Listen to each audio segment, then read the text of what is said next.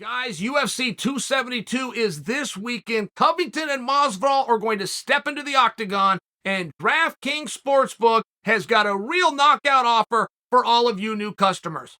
Listen carefully. Bet just $1 on the main event, and you're going to get $100 in free bets no matter what happens. It could be a first-round knockout, a majority draw, a split decision. You are going to get paid, and yes, you heard me correctly. If Sportsbook isn't available in your state yet, you can still feel the thrill of UFC 272 with DraftKings free-to-play pools. Everyone can enter a free pool with $10,000 in prizes. Just answer a handful of questions, like how long do you think the fight will last, and who's going to walk out the winner. Follow along to track your results. Here's what you need to do right now. Download the DraftKings Sportsbook app. Sign up with the promo code Sonnen. Throw down just $1 on the UFC 272 main event to get $100 in free bets, no matter the outcome. That's code Sonnen at DraftKings Sportsbook, the official sports betting partner of UFC. Islam versus Burroughs in a cage, sub rules, who wins? Islam. Now, trick question though. Trick question, because you said sub rules, which is going to bring submissions into it. Submissions would be the benefit for Islam. It's like if you said if Burroughs and Islam were going to go fight.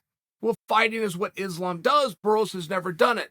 This question was predicated on a conversation Daniel Cormier had with Islam, where Islam proclaimed he could beat Jordan Burroughs in wrestling. So let me take it back to the predication of your question. Jordan Burroughs would smash Islam in wrestling. Jordan Burroughs is the Olympic champion. There has never been an Olympic Games in history where the right guy didn't enter. Never. You'll find professional athletes that use excuses to get out of something. Amateur athletes are going to show up and get their recognition.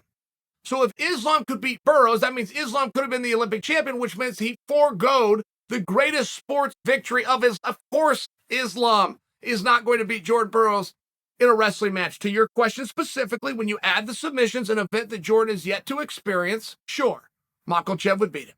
Why did the WEC not give me a second title shot after the mishap? So to back that up, don't forget the mishap was the second title shot. I had fought Paulo Filho for the championship.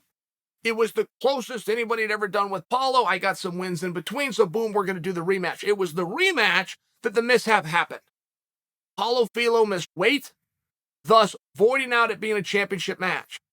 So when I won the fight, I don't get to become champion. Now that same night was the final night of the WEC because they were bought by the UFC and those contracts got absorbed by Big Brother. So there was no WEC, there was no other matches. And because Paulo Filho missed weight in such a high-profile bout, he did not get picked up by the UFC. So I go into a different organization, had to go pursue a different hierarchy and championship, and we just parted ways. Who possesses more problems for Islam, Oliveira or Gaethje, in a 5-round main event? Well, taking Justin Gaethje down is nearly impossible to do. Now, when I make a statement by that, I just say I've seen Justin Gaethje have 25 cage fights, and I've never seen him taken down, save one example. And that one example was Khabib, and when Justin got taken down, he was not ultra dynamic down there. So in a scenario where Islam can put Justin on his back, he could probably make a pretty quick evening. You're now not betting on what happens if they get there. You're going to be hedging your bet against can and are they going to get there. Very hard to take Justin down. Chandler tried.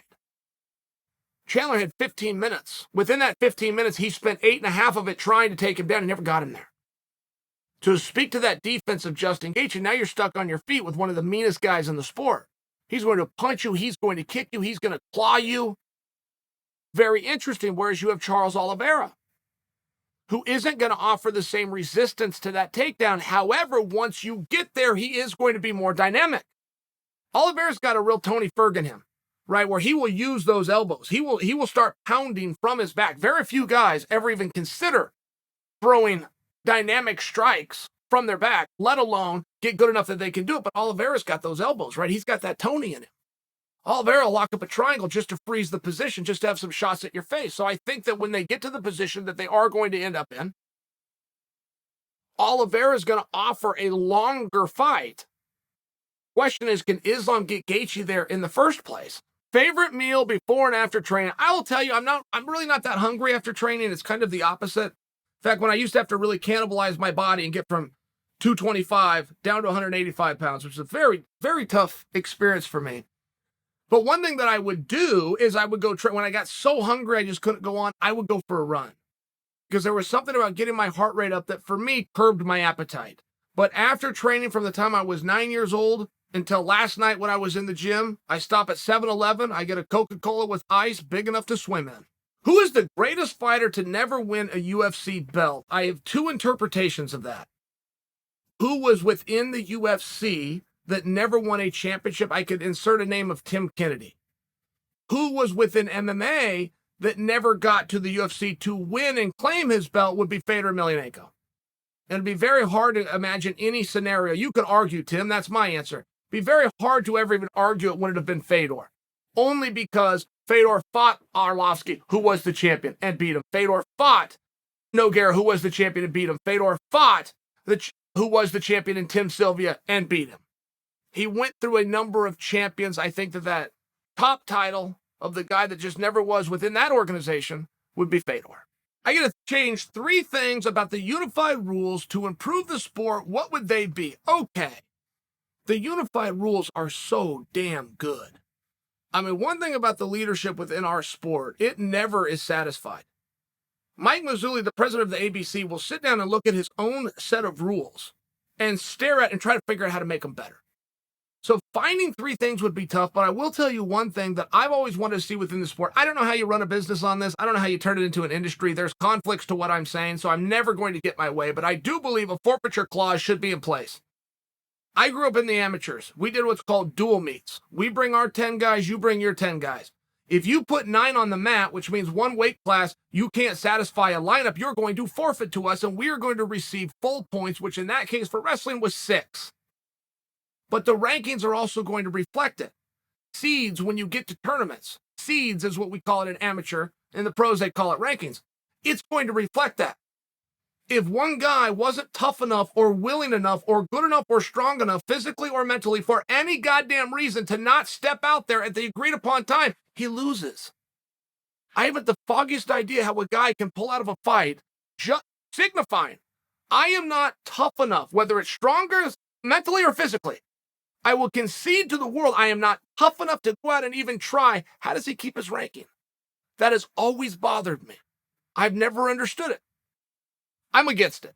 If Whitaker fought Paulo Costa at 205 pounds, would that be a clear number 1 contenders fight? No, but I like where your head's at. I like where your head's at very much. Because if you're not a title fight, but you are the next biggest featured bout within a division, you are by proxy the number 1 contenders match. Now, people are going to push back and go, well, you're not a 205 pounder, and you're not a 205 pounder. You're going to have this whole thing. But that's going to be incumbent on 205 pounds to produce a better offer for us. Us, the audience, will decide. All the promotion can do is make offerings. We will decide where they go. And I see what you're saying. That's never been done before, never been done just like that. I would like to see Whitaker leave the division. I think that's very smart for him, and I think he would clean house at 205 pounds, not to mention he would enjoy life more. This is coming from a guy that used to be a middleweight and went up to light heavyweight. Life becomes better. Your view of the sport, your attitude, where you're going to put it's just better. I would like for Whitaker to experience that. I don't know that he wants to. Paulo Costa for sure belongs at 205 pounds. Would you rather be a highly paid, exciting contender or a boring, disliked champion? Wow. I mean, if my feet are to the fire and you need an answer right now, I'm taking the championship, because all you have when everything's said and done is whatever it was you had accomplished during your run. And most artists, and even if this is a martial artist, most artists reflect better over time, some including upon death. Now, that could be the death of a career, but with arts, they get better with time, so you would still have that hope. You could grab that championship and nobody liked you, but you got all these memories and nobody could deny that. I also see your point, which is when we set out to be champion and get to the highest of levels, it's not the championship or that view at the top that we're after. It's the byproducts of which popularity and fortune come along with it. So you would have to ask yourself what you want. I mean, the closest that we've ever seen was Dustin Poirier getting tested with this when Dana White told him you can fight for a title, not against McGregor, or you can fight for McGregor, but it won't be for a title. And Dustin sits there and looks at it and says, man, I got enough trophies on my mantle. Show me the commas.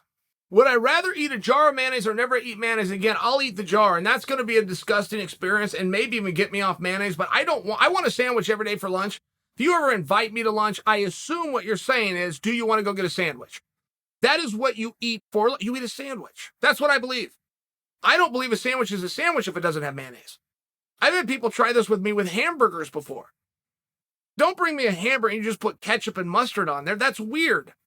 If it's a sandwich, you've got to have mayo. I really think that. And I could take a derivative thereof. If you had a ranch, if you had a good tartar sauce, if we're doing a fish sandwich, I mean, there's things like that, but they're going to be mayonnaise-based. If there's no mayonnaise on the table, you have not offered me lunch. I'll eat that whole goddamn jar before I go life without another sandwich.